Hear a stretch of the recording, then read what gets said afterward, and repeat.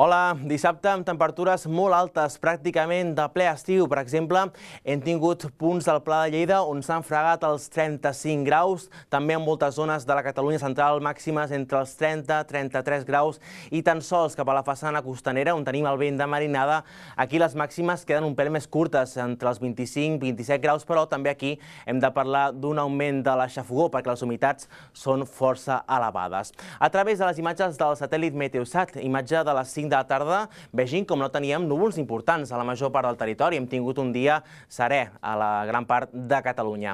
Demà es manté una situació molt semblant a la d'aquest dissabte. Continuem amb aquest sistema frontal estancat a l'oest de la península Ibèrica, però sembla que serà un front que la setmana vinent, tímidament, s'acostarà a Catalunya i això ens farà parlar d'un augment de la inestabilitat. Però de moment s'espera que demà diumenge torni a ser una jornada assolellada a la major part del territori, amb tan sols al matí la presència d'alguns núvols baixos cap al sud de la Costa Daurada, núvols però que ràpidament marxaran al llarg del matí, i a la tarda parlarem del creixement d'algunes nuvolades en punts del Pirineu que no es descarta que puguin deixar algun ruixar feble i dispers cap al Pirineu occidental, coses per això de molt poca importància, i temperatures de nou semblants a les d'avui, per tant, ambient càlid durant les hores centrals del dia i mínimes fins i tot una mica més altes aquesta propera nit.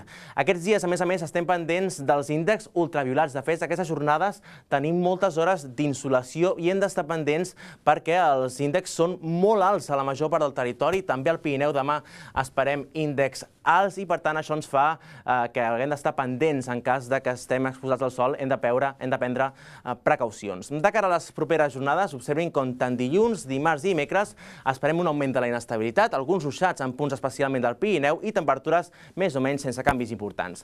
De moment això és tot des del Servei Meteorològic de Catalunya.